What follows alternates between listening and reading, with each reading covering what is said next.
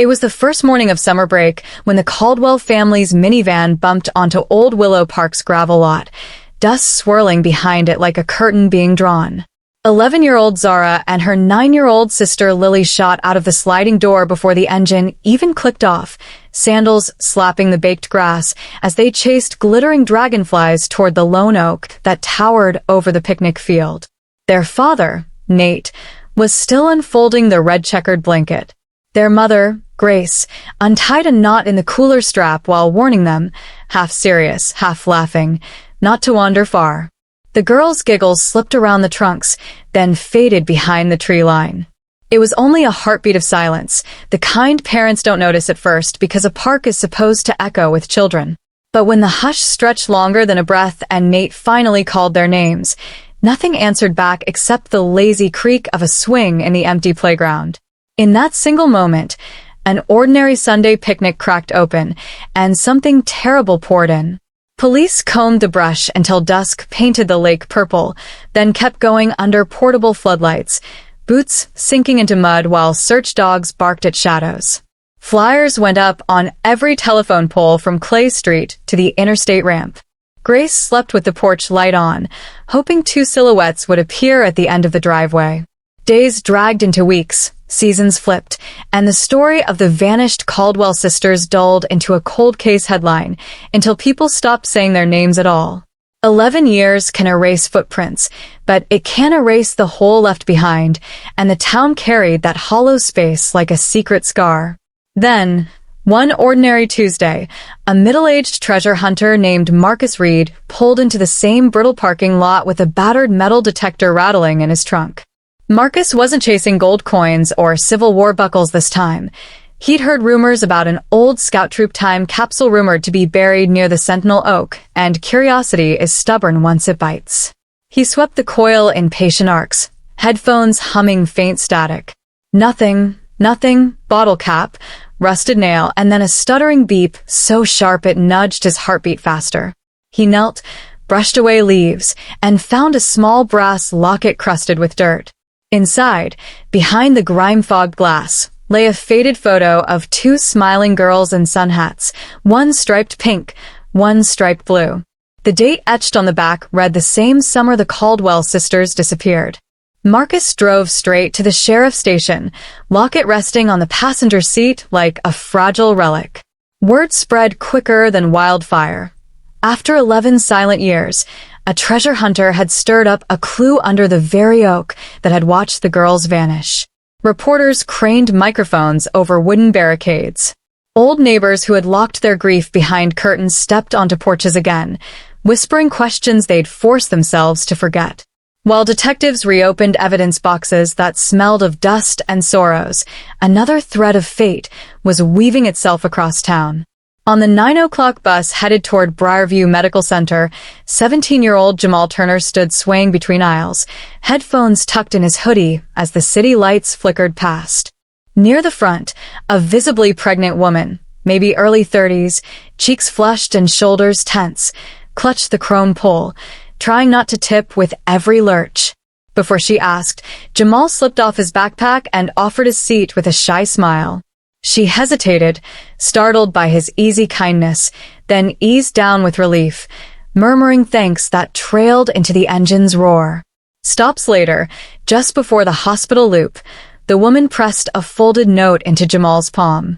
"Please read this when you're alone," she said, voice trembling in a way that made Jamal think her trouble was bigger than morning fatigue. The doors hissed open. She disappeared into the night crowd before he could reply. On the way home, curiosity clawed at him until he ducked under a street lamp and unfolded the paper. One line caught in his throat. "You saved more than my aching feet tonight. You may be the key to solving what happened on June 12th, 11 years ago." Frozen beneath that buzzing lamp, Jamal felt the town's old ghost brush his shoulder. June 12th, the picnic, the sisters, the story teachers still mentioned in hushed tones on anniversary mornings. How could a stranger on a bus link him to children who vanished when he was barely 6? Yet the woman's handwriting was urgent, almost desperate, and at the bottom lay a phone number circling a single word: pattern. Across town, Marcus met Detective Rowan under the glow of a desk lamp that barely dented the station's midnight gloom. Rowan turned the locket over with latex-gloved fingers, comparing it to photos taken of the girls the week they vanished. Same sun hats, same tooth gap grin on Zara, same freckle near Lily's left eyebrow. But something else caught Marcus's eye. Faint scratches on the locket's rim, like someone had tried engraving initials and given up. He traced them with a penlight and noticed they weren't letters at all. They formed tiny arrows, pointing in commands only a codebreaker would see. North, then east, then a longer dash that might be distance. A treasure map carved into a keepsake. Outside, Old Willow Park lay silent under a half moon, wind combing the grass where two little girls once laughed. 11 years of unanswered prayers stirred in the dark branches. Jamal, clutching a note that seemed to pulse with invisible weight, dialed the number despite the late hour. It rang twice, then 3 times. Just before voicemail clicked, a voice he recognized from the bus whispered, "If you want to understand why kindness matters more than ever, meet me by the Sentinel Oak at dawn. Don't tell anyone. Lives still hang in the balance." At the same moment, Detective Rowan marked the same tree on a fresh topographical map, planning a sunrise grid search to follow the engraved arrows. Marcus packed spare batteries and a shovel, adrenaline buzzing louder than his metal detector had. And somewhere beyond streetlights and police radios, a figure watched from a shuttered attic window, fingertips drumming on a dusty windowsill, eyes fixed on that same oak as though it were a ticking clock about to ring history wide open. The town of Ridgeview slept, unaware that, in a handful of hours, an unlikely trio, a grief-haunted mother clutching memories, a treasure hunter chasing patterns, and a teen whose simple courtesy planted the seed of something bigger, would converge beneath those sprawling branches. What waited in the roots could heal a decade-old wound, or rip it wider than ever. Morning birds had not yet rehearsed their songs when Jamal zipped his jacket and stepped off his porch. He didn't notice the unmarked sedan idling 2 blocks away, engine low, headlights off. He didn't see Grace Caldwell standing at her dark kitchen window holding the newspaper story about the locket, or Marcus sitting in his truck rehearsing what he'd say if the past stepped forward. None of them knew that the first glint of sunrise would reveal fresh footprints in the dew, small enough to belong to a child, prints that led straight toward the Sentinel Oak and stopped at a hollow opening just wide enough for a locket to slip through. The notes were written, the arrows carved, the timeline reset. But whether dawn would uncover 2 sisters' fate or bury the truth deeper than ever, that answer hovered on the edge of the coming light, waiting for one more step that could never be taken back. Ask ChatGPT. The morning air carried a damp chill as Jamal crossed the field, his shoes soaking through from the dew-covered grass. The horizon blushed with the first light of dawn, casting long shadows behind him. He kept glancing at the paper in his hand, the note the woman on the bus had given him. Every word kept playing over in his head. It didn't feel like a thank you anymore. It felt like a warning, like a thread waiting to be pulled. The Sentinel Oak rose ahead of him like a silent giant, the same tree from the flyers, the news clips, and now, the middle of his own life. At the base of the tree, Marcus was already kneeling, sweeping the soil in tight circles with his metal detector. The beeps were faint, but steady. He didn't look up when Jamal approached. His focus was razor-sharp. Jamal hesitated, unsure if he should speak, but then Marcus noticed the boy's presence and stood up, brushing dirt from his knees. "You're the kid from the article?" he asked. Jamal nodded slowly. "I got this note," Jamal said, handing it over. Marcus scanned the page and then looked at him with a mix of curiosity and disbelief. "This woman, did you get her name?" Jamal shook his head. "She was gone before I could even ask." Marcus folded the note carefully, tucking it into his jacket pocket like it was made of glass. "Well," he said quietly, "someone wants you involved in this for a reason." Not far away, a pair of binoculars lowered behind the windshield of the unmarked sedan. Detective Rowan watched both figures by the oak and made a note in his pad. He had called Grace Caldwell the moment the locket turned up, but she hadn't said much on the phone. She didn't need to. Her silence was thick with things no words could hold. Rowan had worked the original case as a junior officer. It haunted him. The missing sisters were part of a folder he still kept in his desk, even after promotions and new assignments. Now, something was stirring again, and he wasn't going to lose his chance to get it right. Back at her kitchen table, Grace sat with the old photo album open in front of her, one hand resting on a yellowed newspaper clipping. It was the same article that ran 11 years ago, the day after the girls vanished. The headline still hit her like a punch. Sisters disappear from family picnic, parents baffled. Below it, the photo of Zara and Lily, both grinning with popsicle-stained teeth, burned into her like it always did. Every year on June 12th, she left a drawing Lily had made of the family standing under the oak, at the base of that tree. She never told anyone, not even Nate. That morning, she tucked the newest drawing under her coat and quietly slipped out the door. Meanwhile, Jamal paced near the tree while Marcus explained the arrows he'd found on the locket. "They're not random," Marcus said, crouching beside a paper map. "They line up with small trail markers just past the woods. See here? North, then east. And here, this long mark. Maybe it means steps or meters." Jamal tried to follow along, but he kept thinking about the woman on the bus, how scared she seemed, and why she'd chosen him of all people. "Why me, though?" he asked. "I didn't even know those girls." Marcus shrugged. "Maybe it's not about knowing them. Maybe it's about who you are. You saw someone who needed help and didn't think twice." He paused. That kind of thing matters more than people realize. Before they could say more, the breeze picked up, and Jamal noticed something tucked between the roots of the oak. A weathered scrap of fabric, blue with faint stripes, just like the hat from the old photos. He crouched down, pulling it gently free. It was half buried and smelled like the earth. Marcus went still. "That wasn't here yesterday," he said. Suddenly, the woods didn't feel empty anymore. Not far behind them, a branch snapped. Jamal whipped around, heart hammering. But no one was there. Just trees and silence. Rowan had stepped out of his car by now, keeping his distance, watching carefully. He was about to call and back up when his phone buzzed, unknown number. He stepped aside to answer. A woman's voice, low and urgent, came through the line. "You're looking in the right place," she said. "But you'll miss everything if you don't pay attention to the roots." Rowan tried to ask her name, but she hung up. He stared at the phone, chilled by how calm she'd sounded. He glanced back at the tree. The roots. Something buried deeper. At that same moment, Grace reached the edge of the park, clutching the folded drawing in her coat pocket. Her fingers trembled as she stepped toward the tree she had visited every year.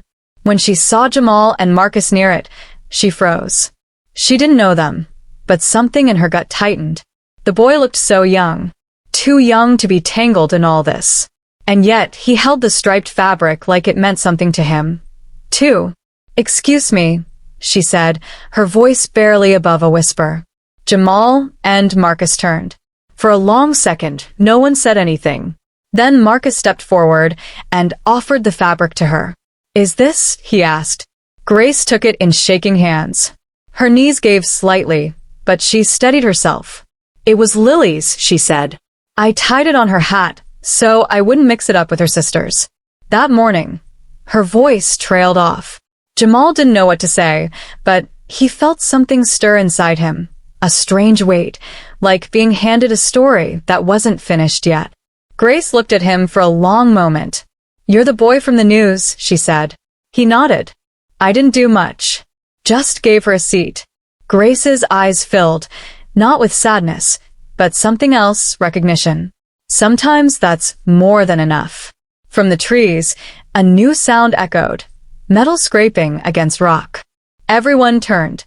Behind the oak, half hidden under roots, Marcus found a rusted tin box wedged in the dirt. He dug carefully, fingers scraping bark and soil, until he freed it. It wasn't locked. He opened the lid, and inside were children's drawings, a tiny pink bracelet, and a water-damaged photograph of the oak tree, taken from the inside of a hollow, like someone had been hiding inside it, watching the park. Jamal felt the air shift again. Something was still missing. Something just out of reach. Then Grace noticed something in the picture. "This bracelet," she whispered, pointing. "It was part of Zara's dress-up set. But the last time I saw it, it was in her house. Not at the park." Her eyes widened. Unless someone took it before the picnic. That changed everything. Jamal looked at Marcus. Marcus looked at Rowan, who had quietly joined them by now. Grace stared at the photo as if it held a secret only her daughters knew. Somewhere nearby, the wind stirred again, carrying with it a single word that none of them said out loud. *Y*. The locket. The arrows. The note. The drawing. Each clue whispered of something bigger, something hidden under the surface of a story everyone thought had ended long ago. But the real story hadn't even started yet. And behind them, unnoticed for now, deep in the trees, a camera lens clicked once, then twice. Watching. Waiting. Detective Rowan stepped closer to the rusted tin box, his eyes scanning its contents again with a careful, practiced gaze. The photos were real. The bracelet was real. But the question that mattered most kept circling his mind. Why had these things been buried here, and why now? He looked at Grace, who was still clutching the small piece of fabric like it was the last thread of her daughters. She hadn't said a word in the last few minutes, but her silence spoke louder than any cry. Marcus kept flipping through the drawings in the tin. They looked like a child's attempts to tell something, scribbled figures under trees, shapes that looked like faces, and a strange black swirl repeated on almost every page. It looked like a tunnel or a hole, maybe even a tree hollow. But what disturbed him most was that none of the drawn figures had faces. Just empty ovals where eyes and mouths should be. "These weren't drawn by toddlers," Marcus muttered. "They're too specific." Someone was trying to show something. Jamal stood back, watching all of them. He felt like he had stepped into a movie, except everything around him was far too real, especially Grace. Every time her eyes landed on him, he felt like she was trying to find her daughters in his face. It made him uneasy and guilty, like he was carrying something he didn't understand. That note. The woman's voice. Why would she hand all this to him? Rowan's phone buzzed again. Another unknown number. He stepped away to answer, this time recording it before speaking. "Detective Rowan," he said firmly. "You're close," the same woman's voice replied. "Calm. Steady." "But you're still thinking like a cop. Think like a child. Think scared." "Who are you?" he asked, trying to trace the voice in his memory. "Why are you helping?" "I'm not helping," she replied, and then hung up. The message was cryptic, but it rattled him. She wasn't helping? Then what was this? Some game? A message? A warning? Back at the tree, Grace finally spoke. "There was a man," she said softly. Everyone turned toward her. "At the park that day." He wasn't part of any family. He kept to himself. I remember thinking he was watching the kids too closely. But I never saw him again. Her eyes darkened. "I told the police, but there were no leads. They said it was probably nothing." Rowan frowned. That detail had been buried deep in the original file, never confirmed, never followed. A vague description of a man sitting alone near the tree line, then gone. Maybe forgotten too easily. Could that be him? Jamal asked. Could he be back now? If he buried these things, Marcus said, then he never left. Or he came back recently. Jamal looked around, then at the woods. He couldn't shake the feeling they were still being watched. The hairs on his arms stood up. What if he's not hiding now, he said. What if he wants us to find these? That possibility hung heavy in the air. A setup? A puzzle? Or worse, bait? Miles away, in a low-budget motel just outside town, a woman paced in a dimly lit room. Her bag was still packed, her hands shaking as she replayed the footage on her laptop. She had recorded Jamal on the bus, then again from a distance when he met Marcus at the tree. It was risky, but necessary. She had spent years staying hidden. Her name was never on lists. No digital trail. But when she saw the Caldwell story pop up again in the local paper, she knew time had run out. She stared at the screen, pausing the video when Jamal held the note in his hand. That boy reminded her of someone. Not just kind, but open, unaware of how valuable innocence could be in a place like Ridgeview. She pulled out a burner phone and stared at the number she'd called twice. Rowan was close. Too close. But if anyone could break the pattern, maybe it was a stranger who hadn't grown numb to the town's secrets. Meanwhile, in Ridgeview Middle School's storage basement, dusty boxes lined the walls, full of forgotten yearbooks and old student files. A janitor moved through the shadows, his cart rattling softly. He stopped in front of a box marked Staff Files, 2013. He reached inside, pulled out a folder, and opened it to a photo of a man, mid-30s, thinning hair, a strange glint in his eyes. The janitor flipped it closed, breathing hard. He recognized the face. He had seen it in the park years ago. But when he told the principal back then, they told him not to get involved. "We can't afford gossip," they had said. So he stayed quiet. Now, he wasn't so sure he should have. Back at the Sentinel Oak, the group stood in tense silence.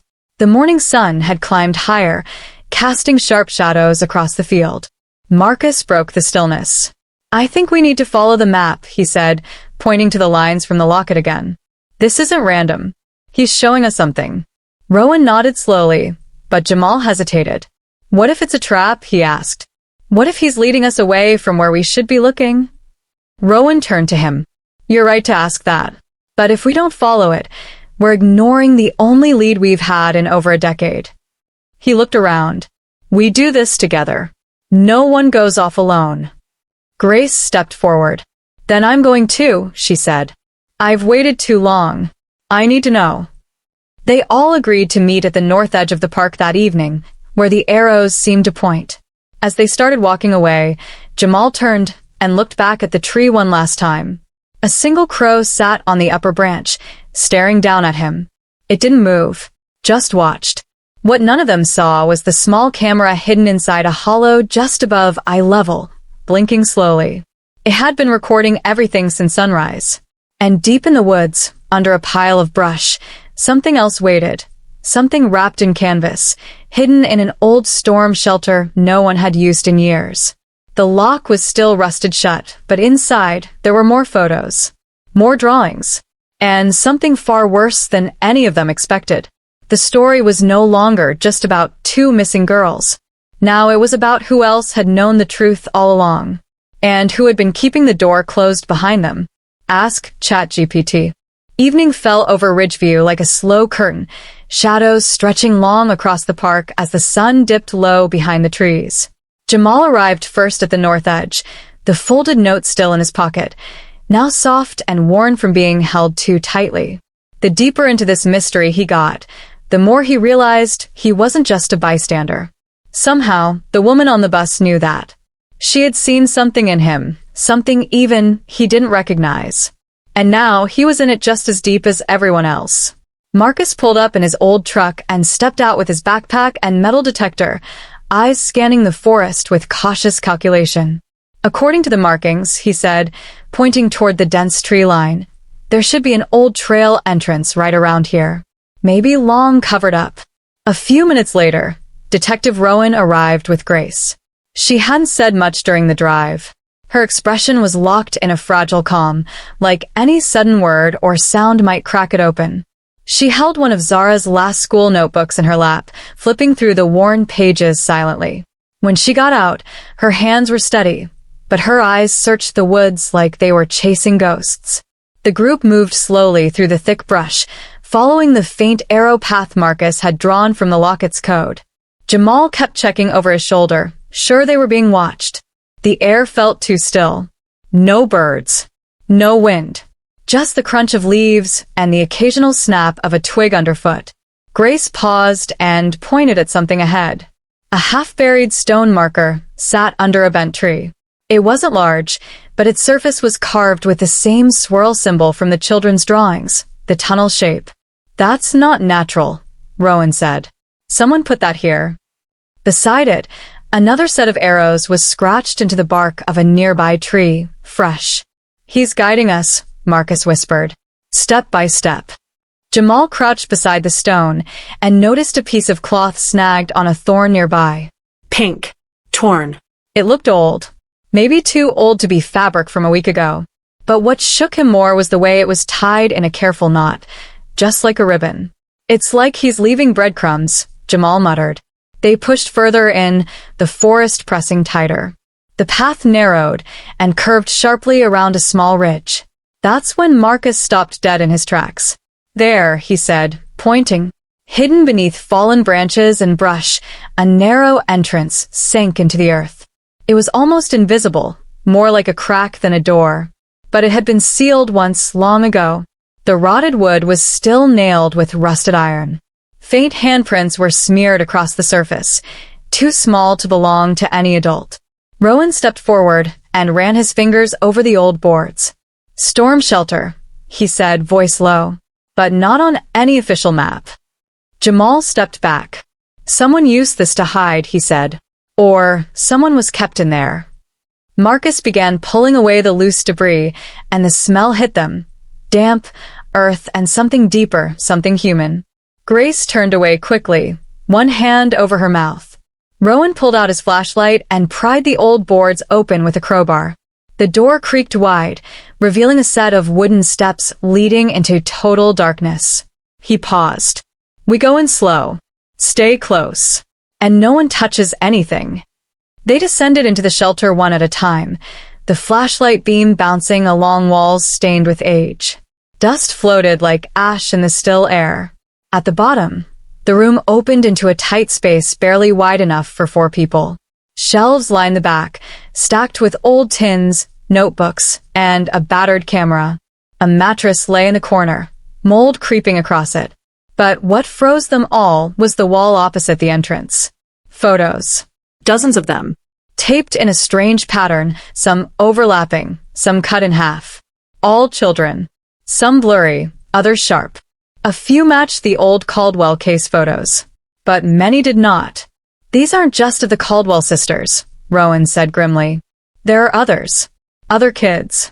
Grace moved closer to the wall, her fingers trembling as they hovered over a photo of Lily in the exact dress she wore that day, sitting on what looked like a stone ledge. But the background was unfamiliar. Forest, yes, but with something behind her. A symbol carved in wood. The same swirl. This wasn't a one-time thing, she whispered. He's been watching other children too. Marcus lifted a torn page from one of the notebooks on the shelf. It was covered in small, jagged handwriting. Asterisk pattern. Roots. Quiet children. Good listeners. Asterisk, he flipped it over. More symbols. A series of dates. The last one was circled. Asterisk June 12 asterisk, with a single word written beside it. Reopen. Rowan turned to Jamal. That woman, she said something about roots. Maybe she wasn't speaking in riddles. Maybe she meant this shelter, this pattern. A root system that connects all of it. Then Jamal noticed something wedged under the mattress. A wooden box, locked but with a keyhole shaped like a swirl. We need to find the key, he said, heart pounding. Before anyone could answer, a noise echoed above them. A soft creak, then a crunch like a footstep on leaves. Rowan raised his hand, signaling them to go still. Another footstep. Closer. Then silence. He pulled his radio to his mouth. This is Detective Rowan at the old shelter behind Sentinel Ridge. Possible suspect nearby. Requesting immediate backup. Static. Then a hiss. A voice came through, not from the radio, but from a speaker in the wall. You're close, the voice said. It was the woman from the phone. But this time, it wasn't calm. It was panicked. You have to leave now. You've triggered something. He's not gone. The speaker cut out. A clicking noise followed. Rowan's flashlight flickered. Then all the lights went out. In the pitch black, someone gasped. Jamal stumbled backward, hitting the shelves. A camera fell with a crash. Marcus shouted, "Watch the stairs. Block them." But before anyone could move, a small light flickered back on, a red glow from the wooden box Jamal had found. The swirl symbol began to pulse faintly, like a heartbeat. One slow beat, then another. Rowan raised his flashlight again, now flickering. In its faint beam, a new drawing had been taped to the wall, one that hadn't been there seconds ago. It showed 4 stick figures, Jamal, Grace, Marcus, and Rowan, standing at the bottom of a pit. And above them, a 5th figure holding a key. No face. Just eyes black and wide. Still, no one said a word. They just listened, because in that silence, they heard something moving above them. And then, from the darkness, came a soft, familiar sound. A girl's laughter. The sound of the girl's laughter echoed through the narrow space, soft but chilling. It didn't sound like a recording. It didn't sound like something old trapped in a device. It sounded alive. Real. And recent. Jamal's breath caught in his throat as the flashlight in Rowan's hand flickered again, casting long shadows across the shelter walls. No one dared speak. Even Grace, who had been holding her emotions like a dam, clutched her chest and stared toward the entrance, like she'd seen a ghost. Then the laughter stopped, just as quickly as it began. From above, the wooden planks that formed the entrance groaned again, but this time the sound was slower, heavier. Something or someone was standing right at the edge of the opening. Rowan motioned silently for everyone to back away from the stairs, his hand gripping the handle of the crowbar like a weapon. But it was Marcus who noticed something first. The red glow on the box Jamal had pulled out earlier, it had changed. It wasn't just pulsing anymore. Now, faint words glowed underneath the swirl symbol. Return what was taken. What does that mean? Jamal whispered. Before anyone could answer, Grace stepped toward the box like she was being drawn to it. He thinks we have something that belongs to him, she said quietly. But we don't. Rowan was already scanning the walls again, taking mental inventory of the photos and notes. Unless, he said slowly, this isn't about an object. Maybe it's about someone. Or some knowledge that shouldn't be out. Marcus turned, realization dawning in his eyes. Jamal, he said, voice tense. What if the woman on the bus wasn't just thanking you? What if she gave you something else without you realizing? Jamal's hand went instinctively to his pocket, where the note had been. But it wasn't there anymore. I had it, he said, panic rising in his voice. It was right here. Rowan swept the flashlight over the ground. No sign of the note. Just broken dust and scraps of old paper. It could have fallen, he said, scanning every corner. But even he didn't believe that. It was as if the note had vanished. Then the second twist landed like a punch to the chest. A voice, this time a man's, crackled through the same speaker that had played the woman's warning earlier. Low, slow, and cold. You follow the signs. Good. But the game changed when she got involved. The flashlight beams swept across the floor again, and something new caught their eyes, a boot print in the dust. Fresh. Jamal's heart pounded. He's been in here. Recently. Maybe even just now. Rowan was already moving toward the stairs, weapon drawn. If he's up there, we can't let him vanish again. But Marcus grabbed his arm. We're not ready. This place is telling us something. The drawings, the symbols, this is more than some guy hiding in the woods. He's built a story. A ritual. That word made Grace freeze. She knelt beside the drawings and pulled one off the wall slowly. It was a picture of two girls, clearly meant to be Zara and Lily, standing inside what looked like a circle drawn in black ink. Around them were small symbols that matched what was carved on the locket and the map. Underneath was a single sentence written in block letters. Asterisk, one was meant to stay. One was meant to leave. Asterisk. No, she whispered. He didn't just take them. He separated them. Jamal shook his head. Why would he do that? Grace looked up, eyes wide with a new kind of horror. Because it wasn't random. It was planned. Maybe even long before the picnic. He watched them, learned their patterns, just like he's doing now. Then, another jolt of realization hit Rowan. He rushed to the wall and began scanning the other photographs more closely. These aren't all Ridgeview kids, he said. Look at the backgrounds, different states, different parks. This goes further than any of us thought. Marcus backed toward the stairs. He's not just a predator. He's a collector. A planner. And whatever's been set in motion, this isn't the end of it. Just then, the sound above them changed. No longer footsteps. Now it was a steady scraping, like wood being dragged across metal. Everyone looked up. Grace took a shaky step back, instinctively pulling Jamal with her. He's sealing us in? Rowan sprinted up the stairs and pushed against the trapdoor. It wouldn't budge. He's locked it from the outside. They were trapped. Below, the wooden box's glow began to intensify again. And suddenly, without anyone touching it, the lid popped open. Inside was a photo, an original print, not a copy. It was the same woman Jamal saw on the bus. But she was younger, standing beside a man whose face had been scratched out with black marker. Behind them was a forest, the same Sentinel Ridge. On the back of the photo, the words were scrawled in red ink. "You're not the first to try and stop him." Jamal turned pale. She was part of this. Marcus took the photo, studying the man's shape. "That's him," he said. "That has to be." Then Grace gasped. She pointed at the necklace around the woman's neck in the photo. A small brass locket. The same one that was buried under the oak. Rowan lowered his voice. "This woman, she wasn't just warning us. She was trying to finish what she started. And she failed." Marcus looked up toward the sealed door. "And now it's our turn." At that moment, the speaker crackled one last time. The man's voice returned, now taunting. "You wanted answers. Now you're part of the pattern." Then the lights went out completely. Total blackness. And the last sound any of them heard before the silence closed in was the creaking of the shelter's back wall sliding open. Not a door. A hidden tunnel. Going deeper. The sound of the hidden tunnel opening was like the cracking of a secret long buried. Cold air rushed in from the passage, carrying the smell of damp earth and something older. Something forgotten.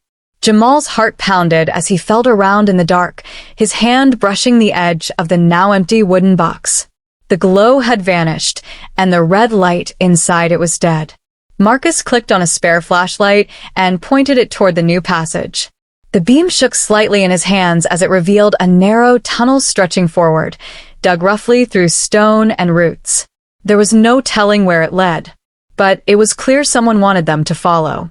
"We have no choice now," Rowan said, his voice calm but tight with pressure. "He's leading us to the end. We stay together." They moved in single file, the air growing colder with each step.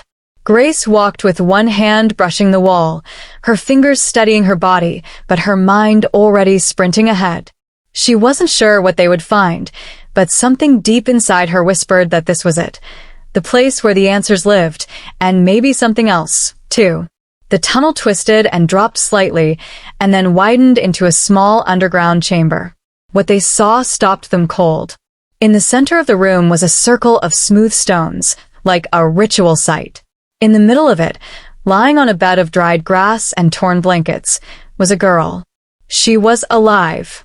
She looked about 19, thin, pale, eyes closed but breathing slowly. Grace let out a choked cry and rushed forward. Her voice cracked. "Zara?" The girl stirred but didn't wake. Her hair, now longer and tangled, still held the faint curls Grace used to braid every Sunday morning. Rowan knelt beside her, checking her pulse. "She's dehydrated," he said. "But she's alive. Someone's been keeping her down here." Jamal stared in shock. "All these years she was here?" "No," Marcus said, scanning the room. "She wasn't here the whole time. This place is too temporary. Someone brought her back." On the wall, more photos were pinned. This time, they weren't of children. They were of the search teams. Cops, volunteers, even Grace and Nate. Newspaper clippings. Maps. Every piece of the story. He had documented everything like a collector, like a game master keeping score. Suddenly, a soft beeping sound came from the corner of the chamber. Jamal spotted a small handheld device, blinking red. He moved toward it, and Marcus grabbed his arm. "Wait." "That's not a timer. That's a sensor." "A sensor for what?" Jamal asked, eyes narrowing. Before anyone could answer, the tunnel behind them groaned again. A heavy thud followed, and the wall began sliding shut. "He's sealing us in," Marcus shouted. Rowan ran toward the entrance and wedged his crowbar just in time. "Go." "We have to carry her out." Jamal rushed to help Grace lift Zara. She was light, almost too light, but she stirred again as they carried her toward the tunnel. Her lips moved, a whisper escaping as her eyes opened just slightly. He's watching. They reached the tunnel's mouth as Rowan forced the wall open with all his strength. The moment they slipped through, the stone slab slammed shut behind them. They didn't stop running until they reached the stairs and pushed open the shelter door, which had somehow been unlocked again. Outside, night had fallen, and the woods were dead quiet. But in the distance, sirens wailed. The backup Rowan had called for finally arriving. Paramedics rushed Zara into the ambulance. Grace held her hand the entire time, tears pouring silently down her face. "I thought I lost you," she whispered. "I thought I'd never see you again." Zara opened her eyes a little more. She looked at Jamal, then Grace. "He let me go," she said, barely audible. "But only one." The words hit hard. "Only one?" Rowan spun toward Marcus. "Check the rest of the shelter." Now. But Marcus was already gone. They searched the area, but he was nowhere to be found. Not in the woods. Not on the road. His truck was still parked under the trees, keys in the ignition. It was like he had vanished into thin air. That's when Jamal remembered something. The way Marcus knew the layout of the tunnel, the way he deciphered the symbols without needing help, the way he said he's leading us to the end, like he was reading a script. He had never told them how he really found the locket, or why he showed up at the exact right time. Rowan stood silent, staring at the dark trees. He was never just a treasure hunter, Rowan said quietly. He was the bait. The woman on the bus had warned them. "You may be the key," she'd said, "not to saving someone, but to exposing someone." And they had walked straight into it. Rowan looked at Jamal. "He wanted us to find Zara. To close the case. So no one would keep digging." Grace gripped Zara's hand tighter. "Then where's Lily?" Zara's eyes filled. "He told me one was for remembering. The other was for forgetting." Then her voice cracked. "I don't know where she is." The ambulance doors closed slowly, red lights flashing across the park. Jamal stood frozen as a chilling realization crept in. This wasn't an ending. It was only half a truth. A carefully designed illusion. Someone wanted them to believe the story was over. But someone else was still missing. And Marcus, or whoever he really was gone. Somewhere deep in the woods, far from the blinking lights and shouting voices, a camera buried in a hollow tree blinked once, then twice. Still watching. Still waiting. 2 days after the rescue, Ridgeview still felt like it was holding its breath. News of Zara Caldwell's recovery spread like wildfire, bringing back old memories the town had tried hard to bury. Crowds gathered near the park's edge, placing candles, stuffed toys, and signs that read "Welcome Home" and "Never Forgotten." But behind the relief and headlines, deeper questions lingered like a shadow. Jamal sat quietly on a bench outside the hospital. He hadn't spoken much since that night. His phone buzzed nonstop with messages from reporters, classmates, and strangers who had seen the viral video clips of him walking Zara out of the woods. Everyone wanted to know who he was. Some even called him a hero. But Jamal didn't feel like one. He kept thinking about the woman on the bus, about the note she gave him, and about Marcus, if that was even his real name. The way Marcus had vanished, leaving his truck behind, felt less like an escape and more like the final move in a carefully played game. Detective Rowan sat beside him, coffee in hand, eyes watching the hospital entrance. "You did good, Jamal," he said softly. "A lot of people owe you more than they know." Jamal shook his head. "I didn't even understand what I was in the middle of. I just gave someone a seat on a bus. That's it." Rowan nodded. Sometimes the smallest things start the biggest chain of events. Doesn't make them any less important. Inside the hospital, Grace sat by Zara's bedside, her hand gently stroking her daughter's hair. Zara was stable now, able to talk more, though her memories came in flashes, some clear, some blurred by trauma and time. She remembered being taken, the long drive, the strange house, the moments in the woods. But the biggest question still remained. Where was Lily? Zara whispered it again and again. He said Lily was special, that she was the quiet one, that she'd be safe. Rowan had sent out alerts nationwide, working with agencies to match faces from the shelter's wall with missing persons. It turned out at least 4 of the children had been reported missing in other states, most cold cases. The swirl symbol, once strange, had now become a chilling marker, a signature of someone who had been active for years. The truth was hard to digest. This wasn't a one-time kidnapping. It was a system, a pattern built over time. As authorities continued to investigate, they confirmed what they feared most. Marcus hadn't been a random treasure hunter. His real name was Daniel Mercer, a former photojournalist who had vanished a decade ago after being linked to a controversial investigation into child disappearances across 3 states. His work had been discredited then, dismissed as conspiracy. But now, the pieces made sense. Daniel had gone underground, not to expose the truth, but to join it. For years, he posed as a seeker, a truth finder, but in reality, he was part of the very machinery he once claimed to chase. Whether he worked alone or was part of something larger, no one knew for sure. But what he left behind, the shelter, the map, the photos, the clues felt like both a warning and a message.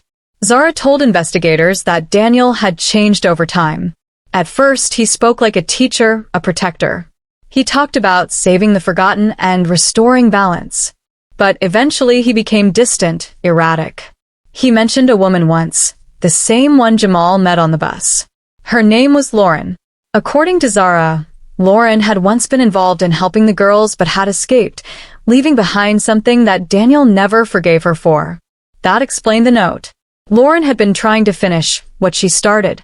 And when she saw Jamal, young, kind, innocent, she chose him to carry the final message. Not just because he was there, but because of the way he treated people. With decency. With no expectation of reward. That was the difference. That was the key. 1 week later, Grace stood under the sentinel oak once more, this time with Zara beside her. The tree, once a silent witness to pain, now stood at the heart of healing. They placed a photo of Lily there, wrapped in a blue ribbon, the same fabric that had started it all. They still didn't know where Lily was, but they knew she was alive. Zara believed it with everything in her. She's out there, she told her mom. I can feel it. And maybe somewhere Lily was watching, waiting, holding on. As the crowd thinned out and the sun began to set, Jamal approached the tree quietly. He didn't say much, just stood for a moment, looking up at the branches. Grace turned to him and smiled through tired eyes. You changed our lives, she said. I didn't do it alone, Jamal replied. I just listened. Later that evening, back in his room, Jamal opened his backpack and took out the small black box a local reporter had handed him.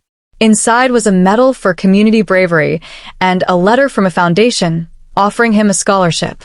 But it wasn't those things that held his attention. It was the envelope that came with it. No return address. No note inside. Just a photograph.